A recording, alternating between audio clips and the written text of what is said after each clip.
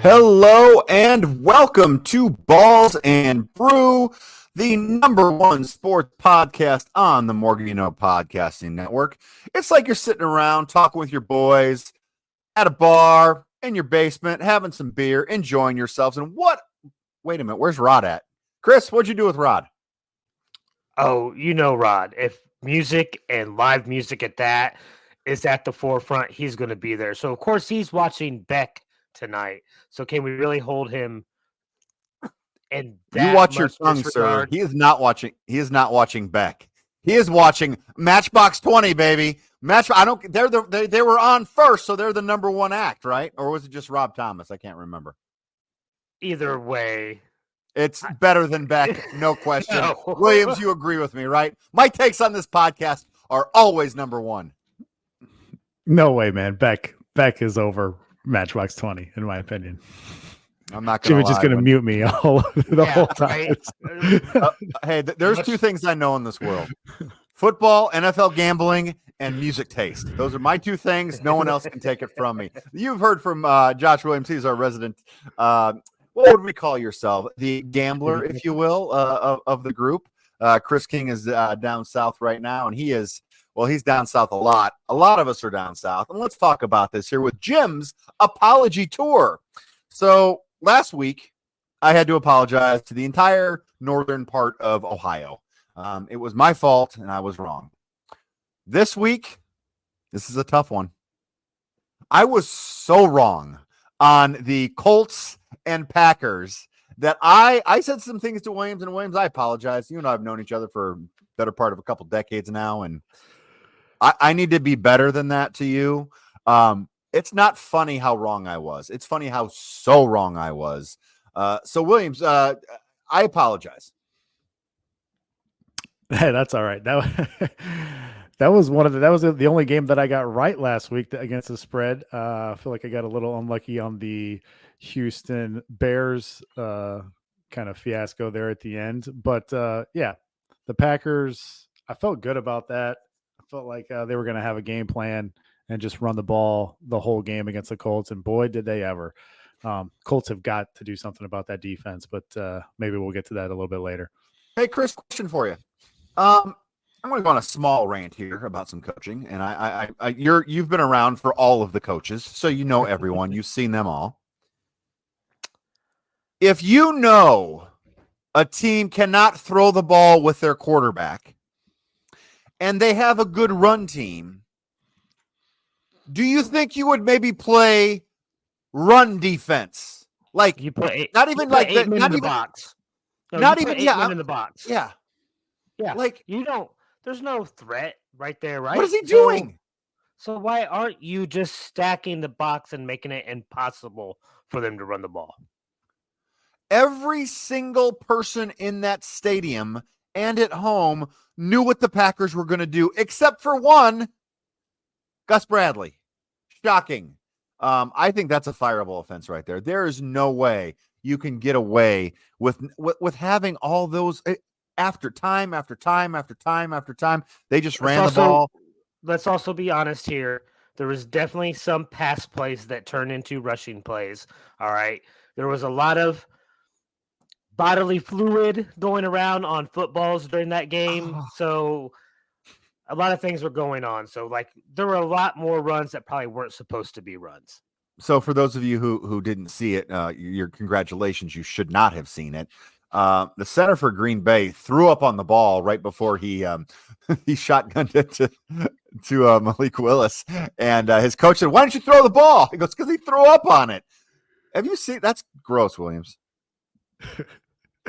That is. So that's over 90 rushing attempts against this Colts defense in the first 2 weeks. I mean, this defense is so gassed after 2 weeks. They're constantly on the field, and the offense is playing up tempo because they're trying to get as many plays off as possible with Richardson. But man, I had a bad feeling about Richardson's first true outdoor road game. Hopefully he gets going here later on in the season. Hopefully not this week as they're taking on the Bears this week. But Richardson is going to be a roller coaster throughout. I mean, I don't think he's necessarily a problem. That's got to be the Colts defense. Listen, this is a trend in the NFL. I think we're seeing this year though too, is defenses have improved defending the pass so much that offenses are having to go back to the run because they can get those numbers in the blocking schemes, whether it's two tight end sets or bringing in a fullback or doing whatever you want to do.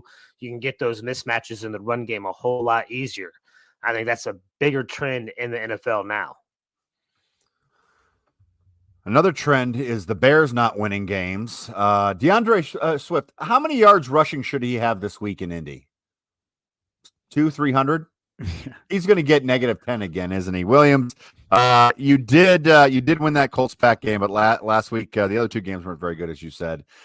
You weren't even close on that Texans Bears game, man. How dare you? You weren't even close. Or Cam Akers fumbled and just said, screw you, Williams, and it pretty much went out the door there. Bears still had a chance to win at the end. Yes, I know there's a lot of people saying Caleb Williams is the worst player ever. Let's calm down on that. Let's just give him a little time. It's okay.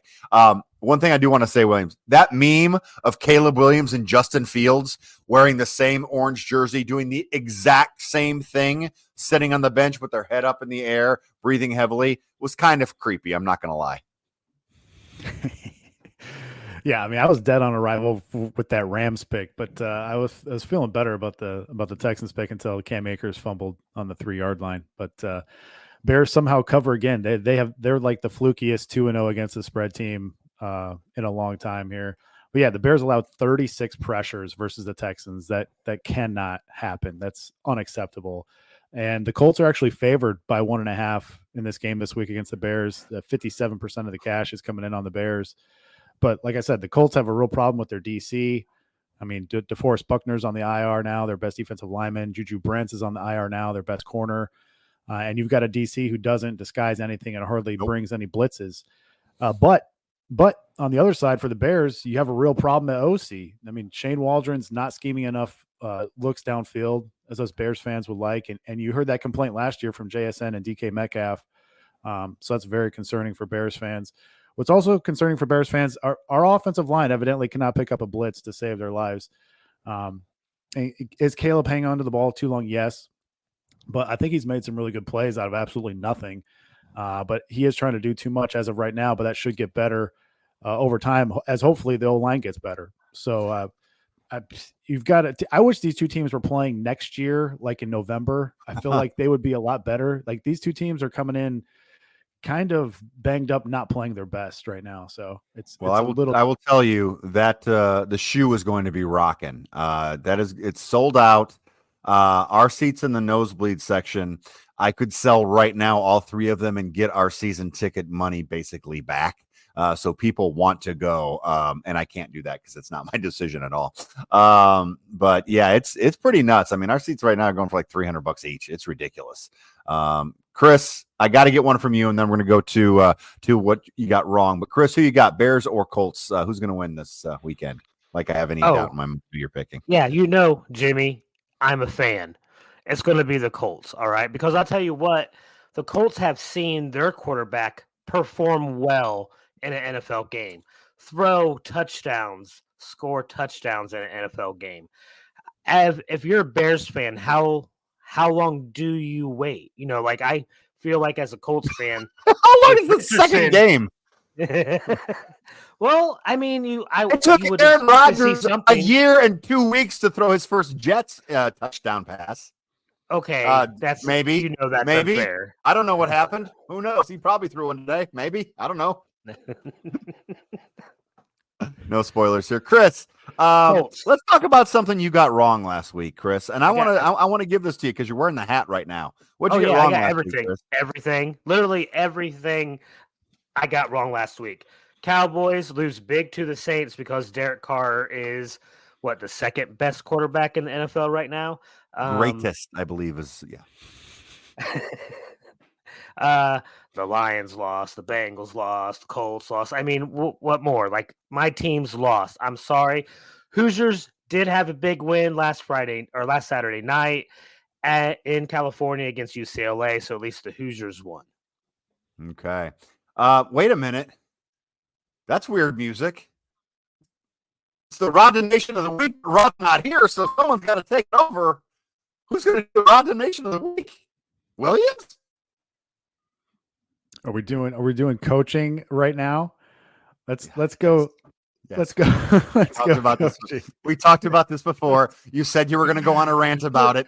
I let little, you have it. You were breaking and you up didn't a little take bit. it. I was just making sure here. Okay. All right, go for it. Chris is going to love this one because I have a feeling that he hates this team. And what in the world is Nick Sirianni doing on Monday night? I mean, is there a bigger tool in the NFL than this guy? I mean, for real, this guy is such a fake tough guy. Every time the camera goes to him, he always looks pissed off. He's yelling at somebody. You pass up a field goal on 4th and 4 from the 9 in the first quarter. I'm sorry. I was not aware we were playing the 99 greatest show on turf Rams. Wait, what are we passing up on guaranteed points against checks notes? The Atlanta Falcons, who scored 10 points in week 1. I mean, it's the 4th blown lead in the last 2 minutes in the last 2 years for Sirianni. That's terrible. The Eagles were 7 for 7 when they needed 3 yards and they ran it on Monday night. But instead, on 3rd and 3 in the 4th quarter, they decide to pass it to Saquon. He has stone hands. He drops it. The Falcons couldn't stop the run all night. The Eagles averaged 5 yards per carry. Their win probability went from 94% and it dropped to 86% after they made the field goal.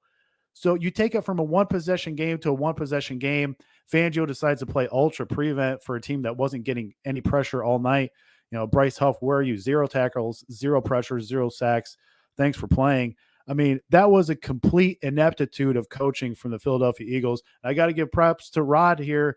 Rod said before the season, he said, I don't know about Sirianni. He said, I feel like the Eagles could turn on this guy. I said, no, the Eagles have way too much talent, which I still think they have way too much talent to lose this division. But my God, this is panic mode right now in Philly because they have a tough matchup against a super improved Saints team from last year.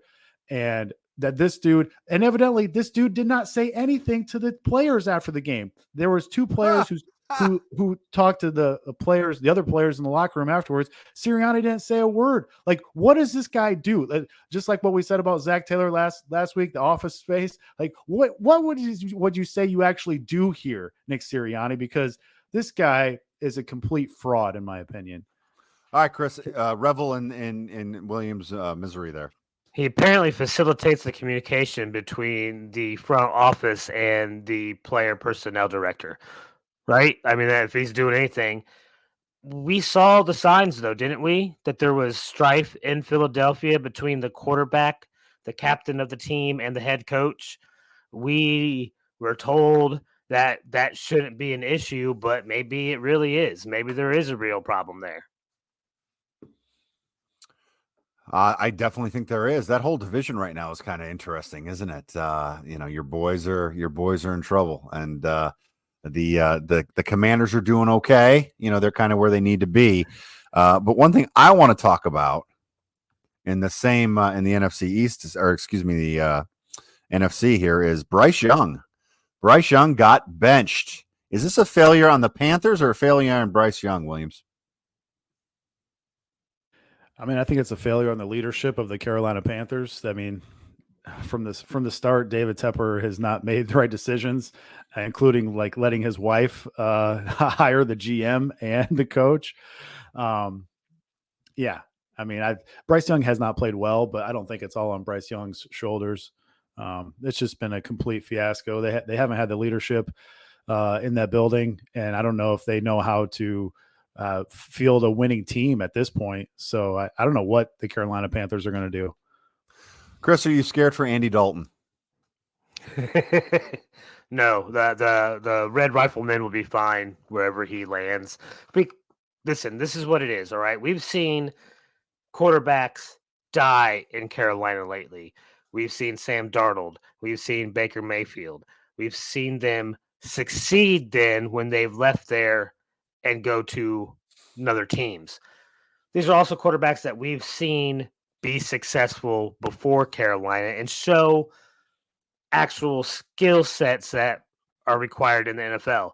I'm afraid that even if Bryce Young were to get another chance on another team somewhere, he is missing some of those skills that allow quarterbacks of a smaller stature like Kyler Murray or a Doug Flutie actually do well and perform well in the NFL.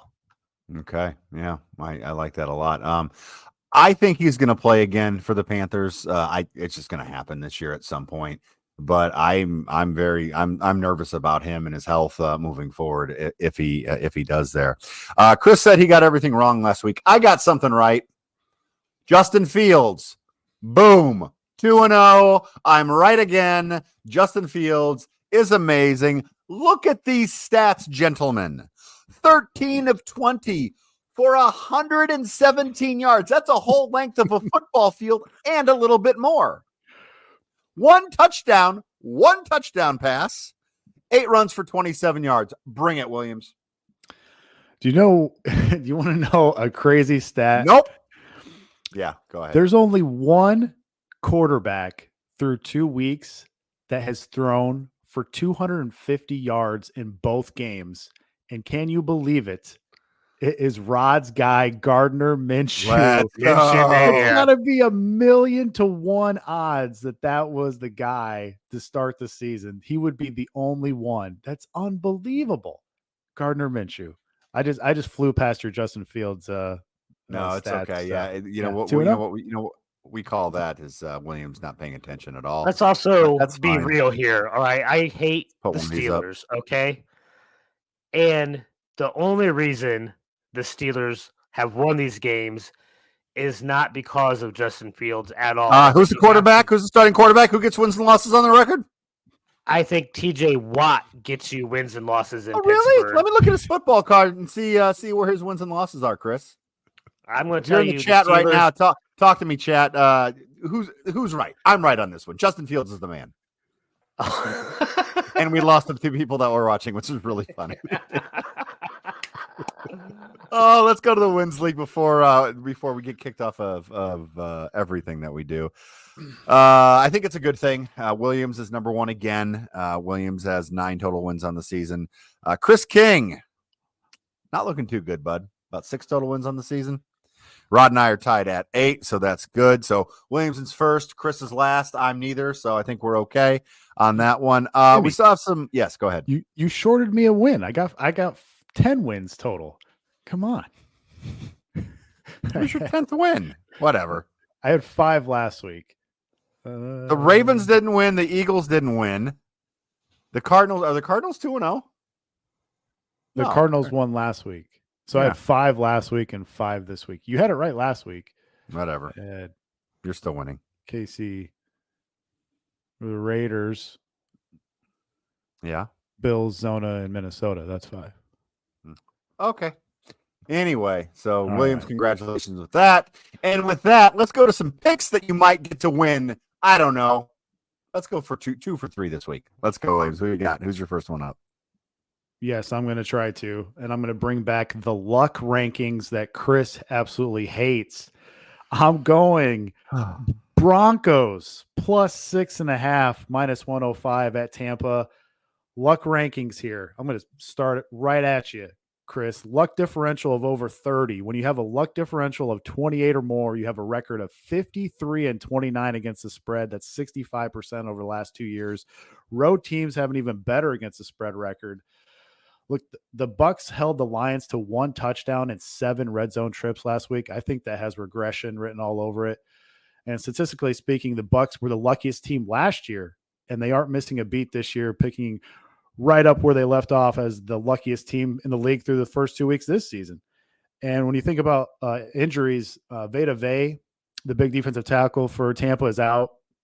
They've got multiple secondary pieces out. Winfield's out for them in this game. And this will be the easiest D that Bo Nix will have faced so far. Meanwhile, this is the best secondary that Baker has faced so far. Patrick Surtain playing at an elite level. Huge letdown game for the Bucs too, after the huge win up in Detroit, where they were, I'll remind you, outgained by over 200 yards in that game, but still found a way to win. Baker only 37% against the spread as a favorite in his career. You could get a sleepy 1 o'clock spot here for Tampa playing at home. going through the motions versus an 0-2 out of conference team. Give me Broncos plus 6.5. They got to have a game. Sean Payton doesn't go to 0-3. Chris King, you love that luck differential. There's no such thing as luck, Jimmy. All right. Oh. Luck is nothing but the crossroads of opportunity and preparation. All right. And I think that, a guy that has the second highest QB rating in the league so far, has the third most touchdown passes in the league since joining Tampa Bay.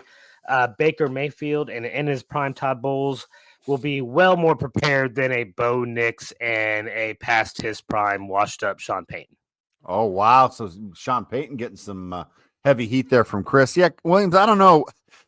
Do you see Bo Nix as a long-term starter right now, or are we just 2 weeks in and we need to figure it out more?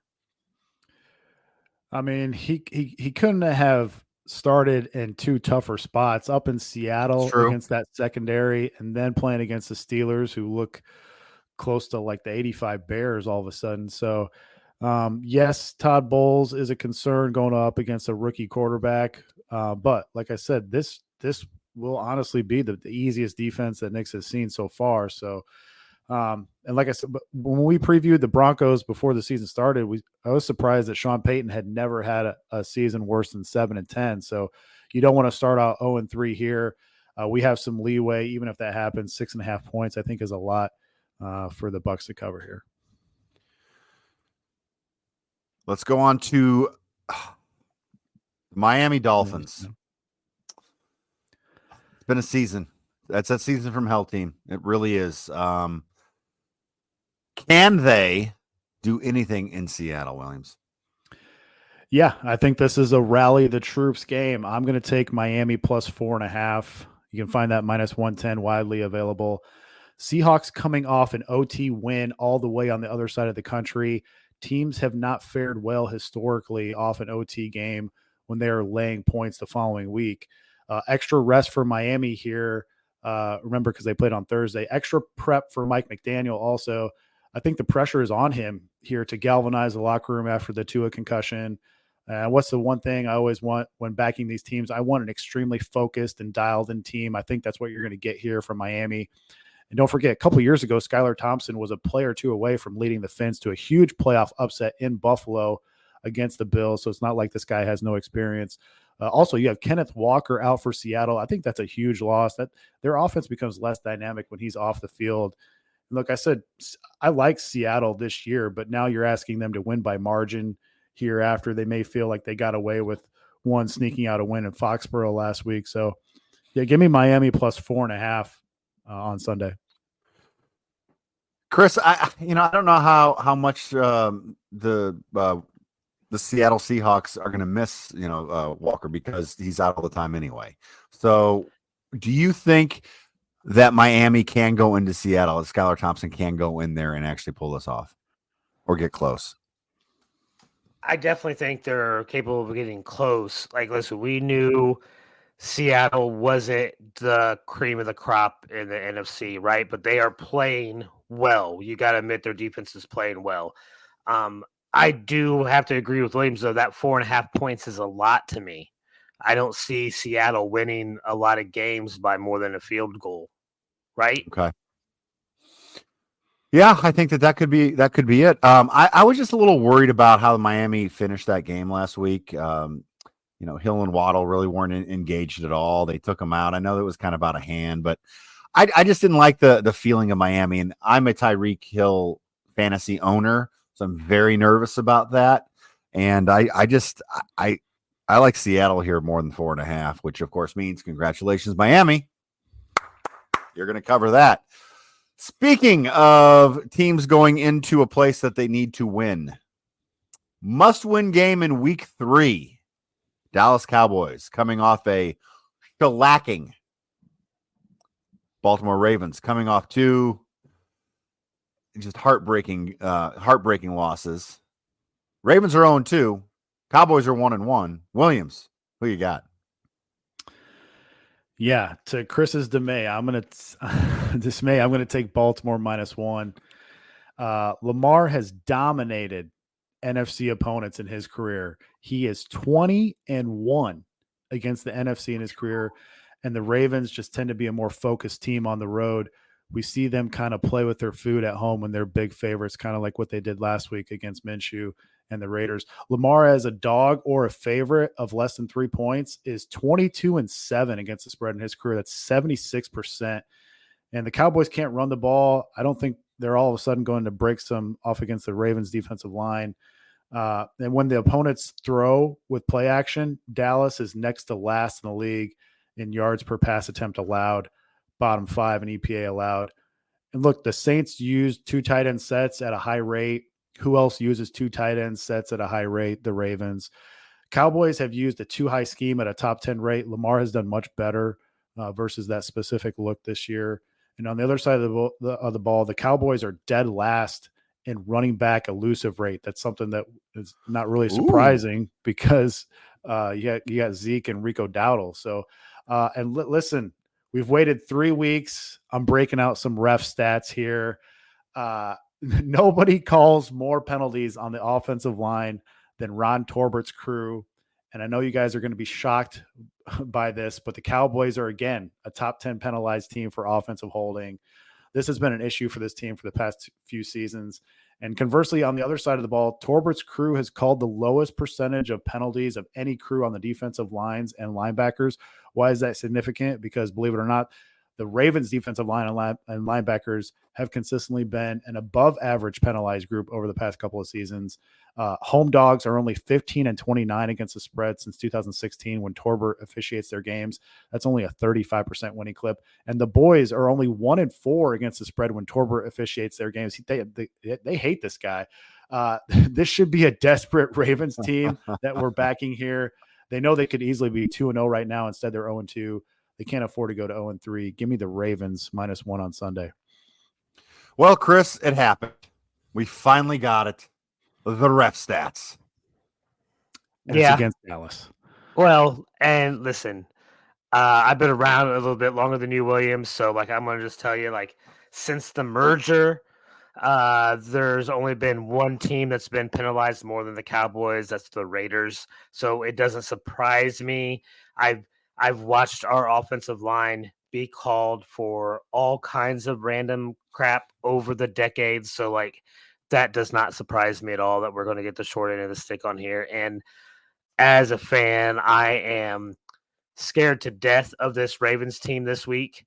I think if they keep handing the ball off and then running RPOs with Lamar, I think it'll be really bad for Dallas, unfortunately, unless we can get out and score quick and early and keep their defense on their heels.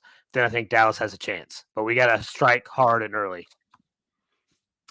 I'm worried about the Ravens secondary in this game. The Ravens continue to blow big leads, and what the Cowboys can do is they can pass down the field with Dak and CD and get Brandon Cooks with some looks down the field. So that is a concern for me, but I just feel like this is a huge game for the Ravens. They got to have it. Yeah, a team starting 0-3. I don't know what the percentage is of them going on to the playoffs, but it can't be very high because the 0-2 is really low as well. None of them have ever won the Super Bowl either. So okay. We did not think the Ravens were going to win the Super Bowl this year with the losses they had, but this 0% has won the Super Bowl. So you got to get to the playoffs first. So. All right, and with that is going to do it for Balls and Brew. Again, we miss Rod. Enjoy your Matchbox 20 and whatever other band was playing. We'll see everyone next week. Williams, hopefully have a bounce back week this week and get at least 2 out of 3, but let's go for 3 out of 3. Why the heck not? And remember, go Bears. Go Bears. Goodbye, Internet. Welcome to the Yeah We Know podcast, part of the More You Knows podcast network. You're in the ring with Jimmy, Chris, and Williams is still here. He's going to leave because he doesn't know anything about wrestling. We're going to have a quick episode this week. Rod is not here. Rod is watching Matchbox 20, and Beck, I believe, is the other, some unknown band there. Chris, I want to talk about Raw because Raw was fun. Raw was a lot of fun.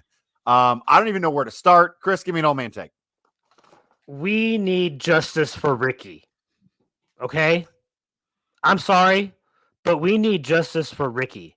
All right? He was getting the pop. He was getting the crowd was behind it, and he just gets tossed to the side. I want to see more of Ricky. Okay, that's not where I was going with Oh, that. Yes, I know, but I'm an old man. Ricky is great. Ricky is fine. Ricky brought back a lot. Ricky is someone who you see yourself in, isn't it? Oh yeah, he's the everyman. He's living the dream that so many of us have or had. Speaking of dreams, my dream is to see two big men go after each other. Yeah, And boy, did we get that. It was a boy, that did was we get great. that. It was great, wasn't it? You It destroyed was. everything. Usually going into the crowd does not work. Usually going in and doing backstage stuff doesn't really work. But how they went about doing it worked so well between Braun Strowman and Bronson Reed that I was in all the way, all in for it. It was something different, something we don't see all the time. Even when they try to do things like that, it's not even what it was. The athleticism of Reed really stood out to me, though, because he hit some really cool moves. Yeah, it's great. And listen, they've had some great issues with each other lately. Like whether it's been in the parking lot, doing sumo splashes on the cars, doing everything else they did on Monday. Like it has been fantastic for me because these are really the behemoths of WWE right now, right? Yeah, you're right. You know, I think once Braun gets past Jey Uso, I think those three end up in like a triple threat type match by next WrestleMania, maybe. Braun needs to work on his timing a little bit because Jey Uso was standing outside that ring while his boy was getting beaten up a little too long later in the show there. But yeah, I just thought that was great all over the place. Something else I really enjoyed is the Damian Priest Dominic Mysterio match. Damian Priest punches so well. He sells that punch. Mysterio sells that punch. It really looked like he punched him in the face every time he swung, and I loved it, Chris. Oh, it's great, right? I don't know how this happens to me, Jim. All right. Okay. But every week I do get more and more impressed with Dom's skills all around. Yeah. And I remember how he was when I first came back to watch, Jimmy. All right. Mm-hmm. He was still with Ray. He was still in that colorful onesie that looked out of place and unsure of things and did not look good in the ring. And Sure. he is one of the best sellers now. He is doing phenomenally well. And the crowd continuously, with me included, loves to hate him so much. He's doing well. The storyline is terrific. I kind of want to see this as the second Hell in a Cell and not have a women's Hell in a Cell. I would like a bloodline, on the other show. And then this match here, I think that would be cool to try to get a 4-on-4, maybe have the women involved as well and just go at it. I think that'd be great. We're probably still going to see that at some point though, right? Oh, we're going to see. We're going to see all. Well, yeah, we're definitely going to see that. Chris, I want to get your opinion on the women's match, and not the Natalya Zoe Stark match. Okay, Io Sky and our girl Bianca Belair. What did you think of that matchup?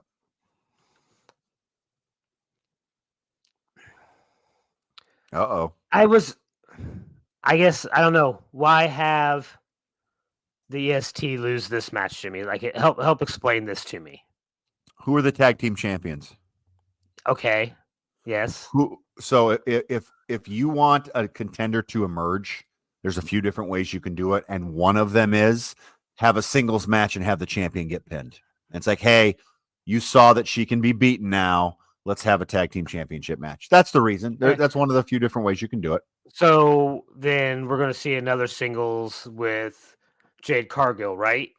That's going to happen next. I think so. We might see that, and I would be interested to see if Io Sky could carry Jade Cargill to a good 4 to 6 minute match, 5 to 7 minute match, somewhere in there.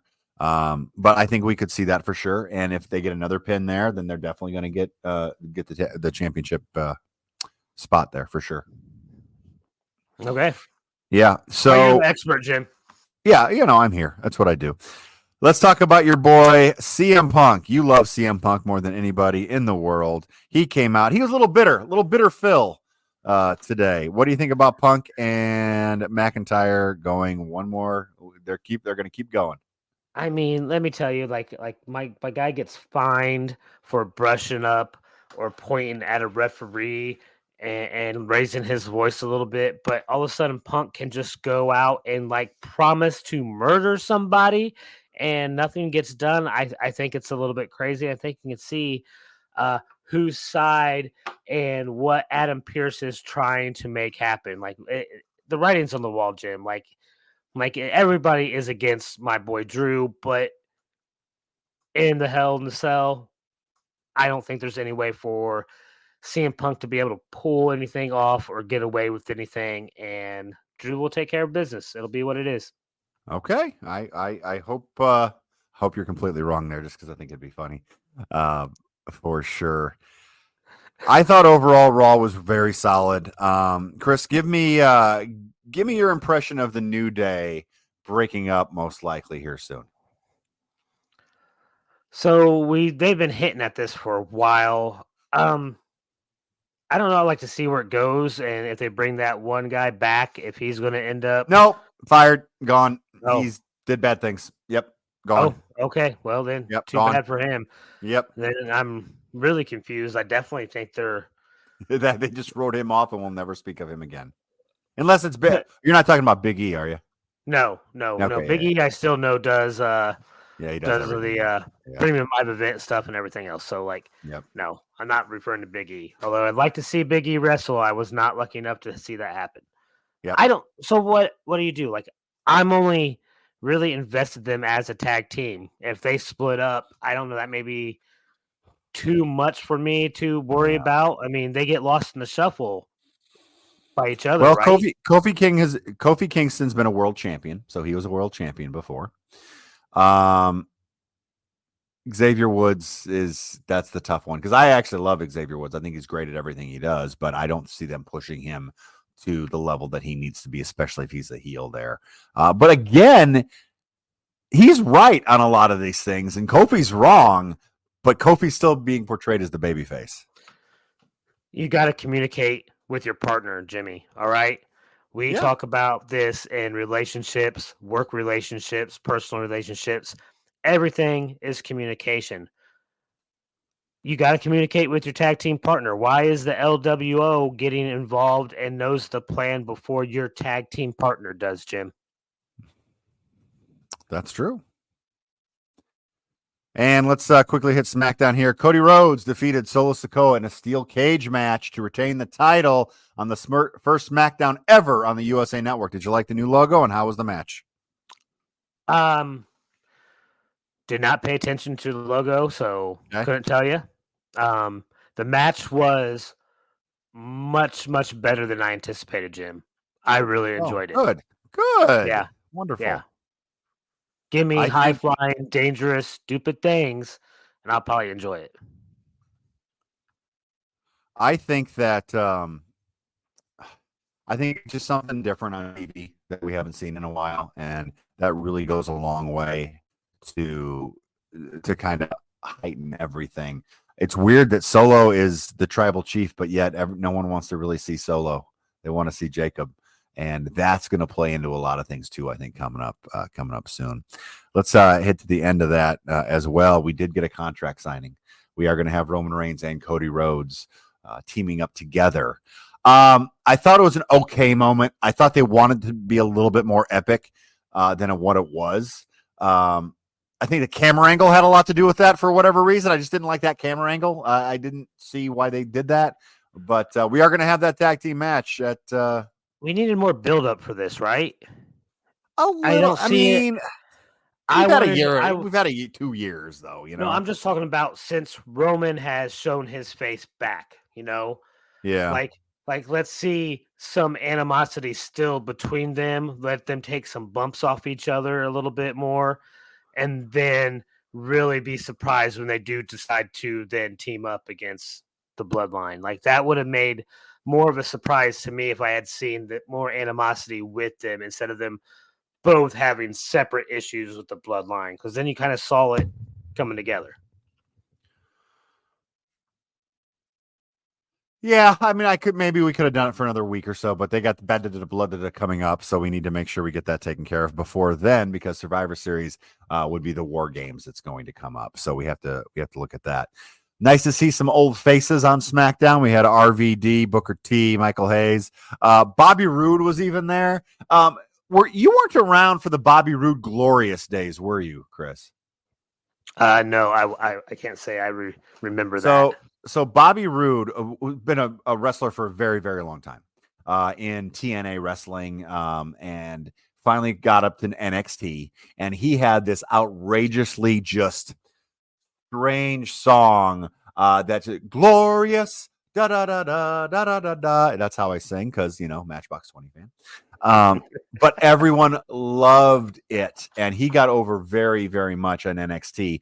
But this was the Vince McMahon days. So when he came up to the main roster, great first debut, and then didn't do anything with him. They made him U.S. champ, but not really, and a lot of weird things happen. So that's your Bobby Roode. If you have time and all your spare time, Chris, what do you got to do, right? Oh, you work very hard for a living and you're tired. Yeah. Anyway, go on YouTube and YouTube Bobby Roode Glorious, and you'll see how that turned out. Before we leave, anything else we want to hit on the Yeah We Know podcast? LA Knight versus Andrade. We do need to talk about that. Thank you very much. Look at you. I wrote it down last week. I was going to remember it this week to not talk about LA Knight and get you angry. So I'm very excited about that. Yeah, LA Knight. Yeah. Andrade. I think that's going to be a solid matchup. LA Knight's going to win. But Carmelo and Andrade they've had some good matches. Yeah, no, that's a good rivalry. Like I have enjoyed every time they're together in the ring. But I'll be honest too. I've enjoyed every time Andrade's been in the ring. I can't deny that guy's talent. Hopefully more better things will come to him in the future. It's just not going to be coming up against our boy LA Knight, the Mega. Yeah. And with that, Rod, we miss you. We can't wait to have you back. I'm sure we missed a couple of things that you would have definitely gone off on the Yeah We Know podcast, part of the More You Knows podcast network. You're in the ring with Jimmy and, Chris. Goodbye, Net. Yeah.